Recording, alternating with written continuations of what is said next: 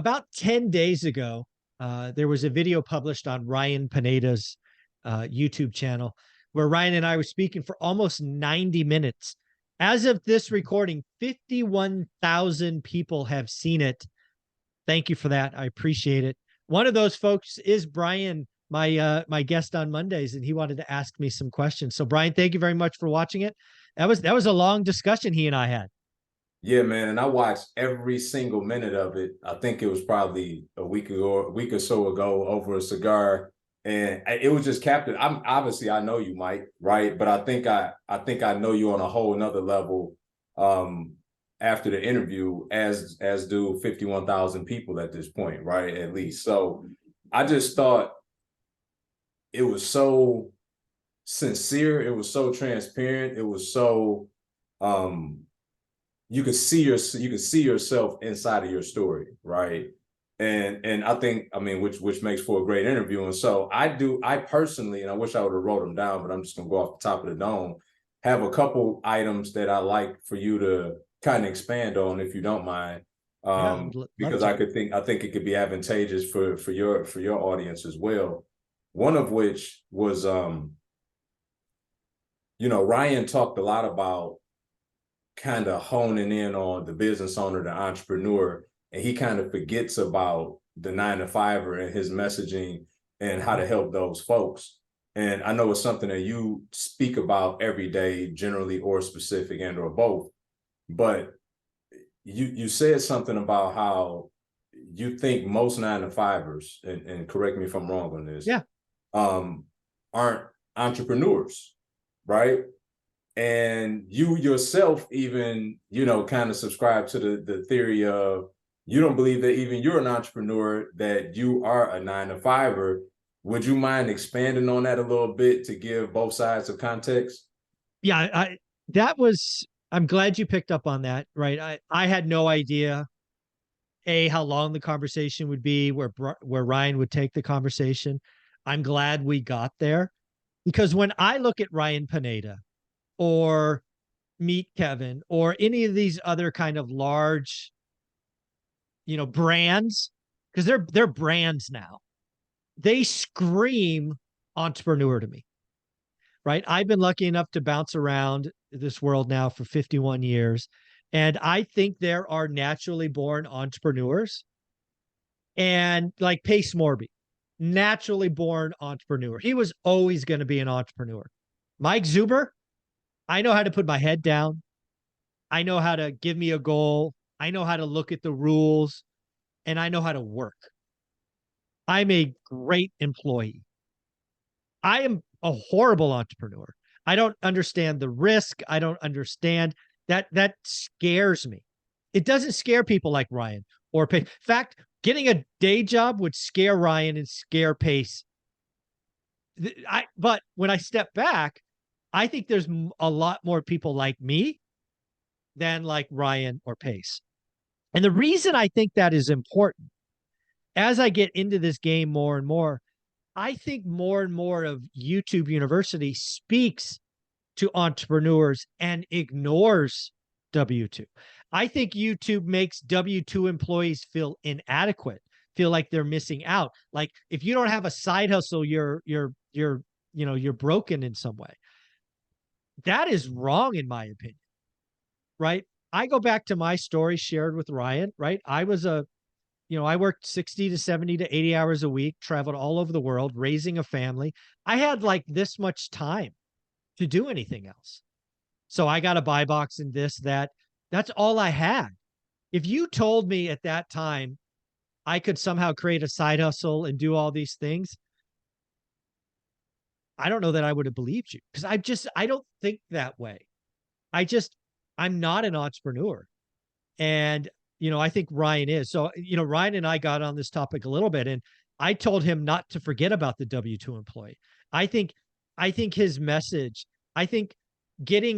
creating a business that you do part-time, it has tax advantages. We should talk about that, right? You should take your hobby and try to create a business out of it. I think in this world, it's a lot easier to do. You create a YouTube channel, you talk about it, it's a business, you have this, that. I think we need to find a way to empower W-2 employees to understand that it's okay. Yeah. It's okay. But you know, that's just my thing. I definitely speak to W-2 employees. That's my natural folks. That's who I still see myself as an employee, right? Even though I haven't worked in, 7 years, but that's Yeah. just how I'm wired. It's just weird. Well, not weird to me, being that I come from that same background as you. I think I knew from the age of 12 that I had entrepreneurial spirit and aspect to me, but I grew up in a blue collar family where I saw my dad work for 30 years as a firefighter. My mom worked for 25 years as a cashier at a grocery store. So like all I knew was work. But I also knew I had an appetite for something that I just didn't know what it was because I wasn't exposed to it. So I kind of always knew because my dad and I were arguing when I was in my 20s that I wasn't working for 30 years. And he thought that was the most asinine thing to come out of my mouth with the family. He's like, what are you talking about? How are you going Yeah. to How take you care going to of fit? family? Yeah. How you going to Right. take care of her? Yeah. Exactly. So I totally resonate because I was a great employee. You know, I really was. And I see that translate also into business. I think I'm probably more of an entrepreneurial spirit by default. But I got no problem with learning the rules and the parameters of said employer, and they're going to compensate me as we discussed, and I'm going to go out and over deliver based on what that level of compensation is. So I thought, and you know this about myself, Mike, even my messaging, like my ideal client mentee is somebody that's typically a 9 to 5 or high income earner that's getting, their teeth kicked in with taxes. They don't have enough time because they got the head down working on this thing that they're working on so much day to day. So I definitely subscribe to that, which is why I think I was most sensitive to that part in the conversation. And I was also more surprised that Ryan completely ignored that segment of people, but listening to his story of how he tried to get a job and failed. Yeah. So I think he's just out of touch with that segment of folks, right? Another question that I do have for you: How in the world? How in the world did you go out and put 11,000 videos on YouTube in the span of 4 or 5 years? Like that's baffling to me. And I get it, like you interview a lot of people, but Mike, I want the viewers to know. Mike has a different level of commitment to making sure that you guys have all the information that you need to go out here and be successful in life and in business. And I appreciate it on a whole nother level when I heard the number was 11,000 videos. Mike, tell me about that, man. Yeah. So it's I believe leading by example. I obviously believe in doing the work. I have set this up where now it's 5 days a week. For 2.5 years, it was 7 days a week, 365 days a year. I now only record 5 days a week from 8 to 11. But the reality is I've attracted a tribe. One rental at a time is not my exuber. If I had to do 11,000 solo videos, it would have never happened. So if you go back and watch, the first couple of thousand, I was trying to find my voice. I was trying to find my rhythm. I was trying to find something that was both good for the audience and good for me. So what has transpired over the last kind of 2.5 years? I now do one solo video a day, and that's called the Daily Financial News. What many people don't know is I have been doing that activity for 30 years straight. I wake up in the morning without an alarm clock and read the financial news for at least 60 minutes, if not 90. I just take notes now. So that is my thing. Then what I've done by attracting my tribe is I now have 10 millionaires. You can go to my website, onerentalatatime.com, go to the bottom. I think it's it's the second tab on the right. And you can go meet the millionaires. Because I've been consistent, because I have a best-selling book, because I've helped thousands of people, folks like you, Brian, are like, hey, I want to be a part of that. I want to share my little twist, my little vision, and I will commit to an hour a week. Mike will find his time, and I will give Mike that hour. Now, we don't make every week, but we make most weeks. For sure. And that is what I think makes One Rental at a Time different. Is now I have 10 millionaires with 10 different backstories, with 10 different things, with 10 different ideas, and we riff on topics that are happening right now. This is not one person's opinion. It's now 11 people's opinion with 11 different stories that attract different people. And like you and I speak today, we're going to go for half an hour. We'll get 2 videos. Yeah. You and I go for an hour, we get 3 videos, sometimes 4. You and I learned something every time. And back to my daily discipline in the 11,000 videos. This is going to be my last discussion for the day. I am already thinking about my fun conversations tomorrow. I am that broken, right? I have 11 or 8 to 11 videos that'll happen tomorrow. I'm excited for all of them. So my So let me superpower double happens click to be on that fun. for a second, Yeah, because you also intimated in the Ryan Pineda interview, that Pineda interview, that you were depressed when you left work. I was. And I don't know how much of that aspect you want to get into, but I want to know ultimately, was this the vehicle of the void filler Oh, during that time? yeah. So if you haven't seen the video, basically I was a high producer. What I did, I was very good, huge reputation, and done things that others haven't done. And I stopped working at 45 and on a moment's notice, not planned, have a bad thing happen at work.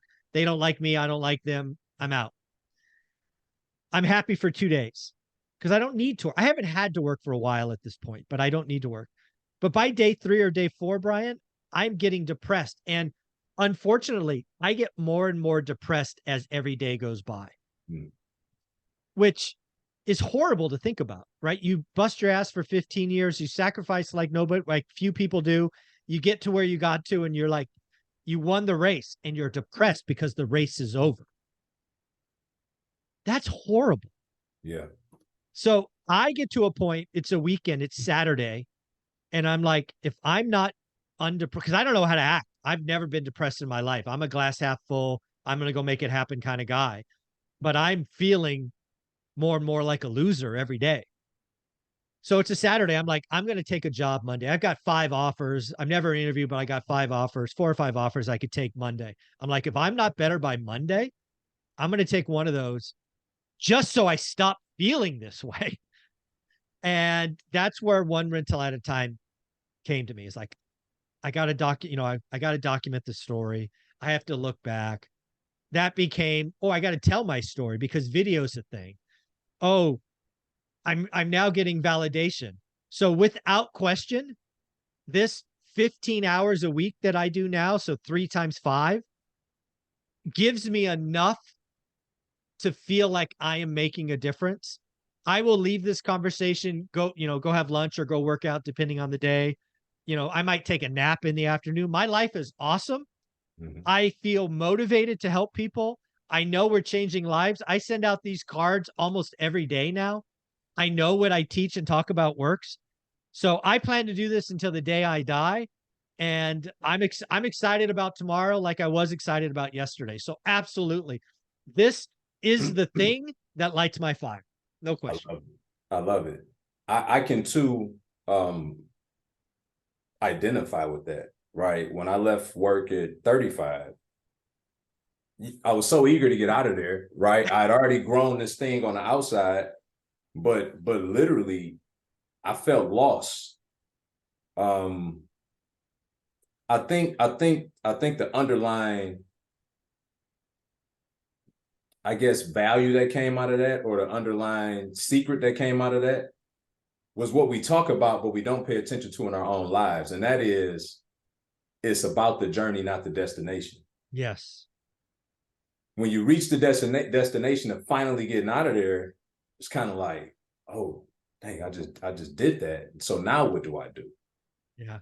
Right. And Yeah. I guess as a follow-up question to that, Mike, real quick, was it one rental at a time from day one, or was it just, I need to combat how I'm feeling and I'm going to lead by being a go-giver and see what happens? Well, for me, it started with the book, and that's all I ever thought it would be. I thought I had to get out my story. And why I thought that is I've read 200 real estate books, but no book that I read, maybe they're out there, but I haven't found them, was a systematic review of 15 years. The good, the bad, and the ugly. This book, One Rental at a Time, is not a how-to book. It's, hey, this person started after losing a buttload of money in the stock market, and at some point he ended. What happened? It happened to be during the craziest real estate cycle ever, in a crash and all of these things that could have gone horrifically wrong. So it's a cool story, but that's where I thought it would end. That book actually came out of me in, I want to say, 6 weeks or less. And if you know my story, if you've ever seen me write anything, I write horribly. Misspell, words get all jumbled because they don't fit right in my head. So writing is hard, but it still flew out of me. And it was that experience of getting it out that then became, oh, let's do a YouTube channel. And dude, I didn't know. True story. I had no idea that YouTube paid creators. No idea. No idea. I just knew that I could do a video a day telling a story. Because after, at that point, 16 years of experience, there's all kinds of stuff I could talk about. If you go back to my early videos, I numbered them like 1, 2, 3, 4, 5, because I had no idea where this was going. Right. Right. So again, I didn't do it for the monetization. I didn't even know it was a thing. But I just felt like I was giving. And then it morphed it. Now One Rental at a Time is a brand. You could say I'm an entrepreneur, but it happened by accident. I've made more money than I should have, I'm sure, because I didn't have a plan. But it all starts with just giving. Like people want to, talk about YouTube, right? And they're like, hey, I made 10 videos and I'm not monetized yet. Dude, I made 2,000 videos and I wasn't monetized. So shut up. Do another video. I don't know what to tell you. But honestly, right, for those that's out there who are struggling with trying to find their way, trying to figure out their way, maybe they're in a transition as we were at one point, Mike, where they left work and they're trying to figure out what is that next thing. I'm making money, but I'm still not feeling fulfilled, right? I found a hobby, I found a side business, whatever. Lead with giving. I think that's the message here, right? It's like, I agree. You can never go wrong if you just lead with giving and then see what you get in reciprocity. For most of us, we find fulfillment in the process of doing that. Yeah, I couldn't agree more. I love that message. Thank you for watching the Ryan Pineda interview, folks. I'll go find the link and put it below. 51,000 folks have watched it. If you really ever want to know my story, Ryan asks amazing questions. I shared details in that video I've shared nowhere else. I was an open book. I think there's lots of gems in there. Brian, if somebody wanted to follow you, reach out to you, how are we doing that? Yeah, Brian Adamson Official on YouTube, Brian Adamson Official on Instagram and everywhere else. Thank you, brother. Take care. Yes, sir.